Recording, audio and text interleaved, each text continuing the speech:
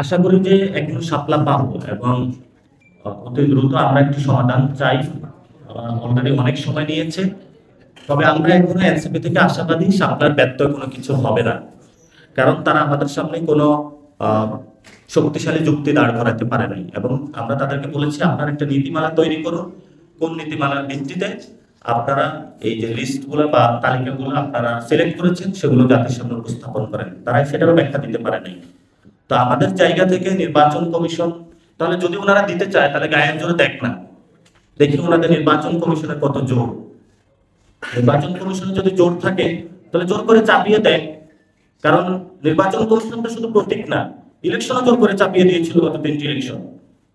তা আপনাদের সামনে যখন এই উদাহরণ আছে, ইলেকশন কমিশনের প্রতি তো এখনো যে এটা পরিবর্তন হয়ে গিয়েছে সেটা তো আমরা মনে করি না। একই যে প্রক্রিয়া হাবিবুল আহমেদ খান এসেছিল, রকিব হুদা কমিশন এসেছিল, সে একই প্রক্রিয়ায় তো এই নির্বাচন কমিশনও গঠন হয়েছে। আমরা তো সেটার বিপক্ষে বলেছিলাম যে নির্বাচন কমিশনকে সুষ্ঠু একটি প্রক্রিয়া গঠন করতে হবে। এখন অনেক দল বিভিন্ন টকশোর বুদ্ধিজীবী একটু উকি মেরে বলে যে এনসিপি কে যদি শাপলা দেওয়া হয় তাহলে তো এটা কিংস পার্টি হবে, এনসিপি কে যদি দেওয়া হয় নির্বাচন কমিশন পক্ষপাতমূলক আচরণ করবে। ভাই, আমরা তো জুডিশিয়ারির বাইরে কোনো কিছু চাই নাই। আমরা তো হলো লিগ্যাল ফ্রেমওয়ার্কের বাইরে কোনো কিছু চাই নাই। রাজনীতি করতে এসেছি, গণতান্ত্রিক প্রক্রিয়া আমার যে অধিকার আছে সেই অধিকারের মধ্য দিয়ে আমি চেয়েছি। এখন আপনার অপশন আছে গায়ের জোরে আমার অধিকার থেকে বঞ্চিত করবেন। যদি অধিকার থেকে বঞ্চিত করেন তাহলে কি পরিস্থিতি হবে সেটাও গণ অধিকার, গণতন্ত্র কেউ যদি রক্ষা করতে না পারে তার পরিণতি কি হয় সেটাও ইতিহাসে আছে, সেটাও তাদের পরিণতি হবে। এটা নিয়ে আমরা অত বেশি কনসার্ন না। এবং সে জায়গায় ইলেকশন কমিশন তাদের দায়িত্ব হলো সুন্দর একটি গণভোট আয়োজন করা সুষ্ঠু প্রক্রিয়াতে, এবং এটার মধ্যে দিয়ে তাদের যাচাই হতে পারে যে কেমন ভোট তারা আয়োজন করতে পারে, বড় বড় কথা না বলে। ঐকমত্য কমিশনে আলোচনা হয়েছে, নোট অফ ডিসেন্ট সহ পাস হয়েছে, কিন্তু একটা সিদ্ধান্ত আকারে কিন্তু বোর্ডের মধ্যে যেতে হবে, হা বা না হতে। তো সেই জন্য আমরা মনে করি ঐকমত্য কমিশন এনসিপির কথাকেও তারা প্রাধান্য দেয়নি, কারণ আমাদেরও নোট অফ ডিসেন্ট ছিল, জামায়াতেরও নোট অফ ডিসেন্ট ছিল, বিএনপিরও নোট অফ ডিসেন্ট ছিল। তাহলে কারণ তো তারা নোট অফ ডিসেন্ট নেয় না, আর আমরা কি বসে আছি যে আমাদের নোট অফ ডিসেন্ট নেয় নাই? এই জন্য তারা প্রস্তাবনায় প্রাধান্য দিয়েছে জনগণকে, আর গণ অভ্যুত্থানটা জনগণ করেছে। ফলত দলগুলো যতই নিজেদের মধ্যে মারামারি করুক লাভ নেই। ঐক্যমত কমিশনটা যে পাওয়ার, সেই পাওয়ারটা এসেছে জনগণ থেকে। এটা বিএনপি জামাত এনসিপি ঐক্যমত কমিশনকে দেয় নাই। ফলত ঐক্যমত কমিশনের দায়বদ্ধতা রয়েছে জনগণ থেকে। আর জনগণ গণ অভ্যুত্থান করে ঐক্যমত কমিশন ডক্টর ইউনূসকে বসিয়েছে যে আমরা বাংলাদেশের সংস্কার চাই, আমাদেরকে সংস্কার বুঝিয়ে দিন। ডক্টর ইউনূসে একটা কমিটি গঠন করেছে, কমিটির মাধ্যমে এখন রিপোর্ট এসেছে।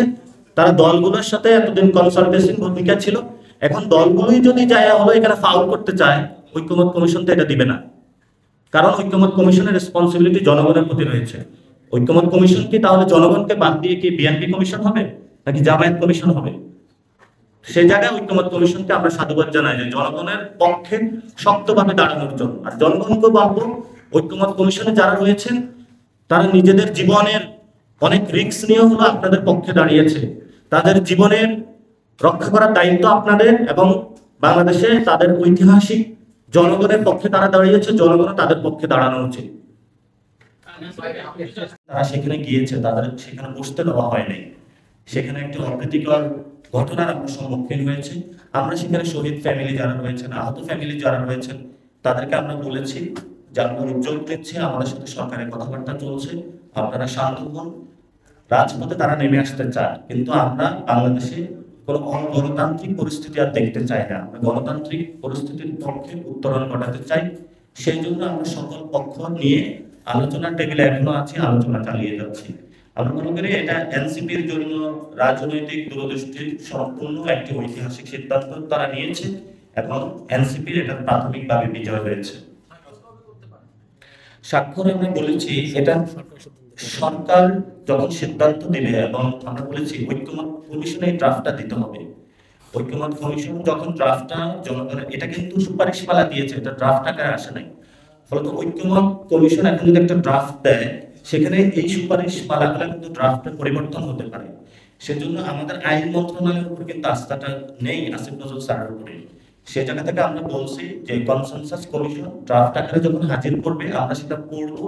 যদি দেখি জনগণের সকল আশা আকাঙ্ক্ষা এবং গণ অভ্যুত্থানকে প্রাথমিক ভিত্তিমূল ধরে নেওয়া হয়েছে, তখন আমরা সাইন করে দেব। এবং আমরা বলেছি যে যেহেতু এই গণ অভ্যুত্থান থেকে এই সরকার গঠন হয়েছে এবং সরকারি আদেশটা জারি করবে, তাহলে সরকারকে আসলে জনগণের সম্মুখে দিতে হবে। সেটা তো আমরা সম্ভাব্য যে জায়গা সেটা শহীদ মিনার বলছি, কারণ এই শহীদ মিনার থেকে এক দফা দাবির মাধ্যমে শেখ হাসিনা বা ফ্যাসিস্ট রেজিমের পতন হয়েছে। সেখানে আমরা মনে করি সরকার এই জায়গাটা বা প্রসেসের মাধ্যমে কার্য প্রক্রিয়াগুলো সম্পূর্ণ করবেন। আপনার হচ্ছে বিকল্প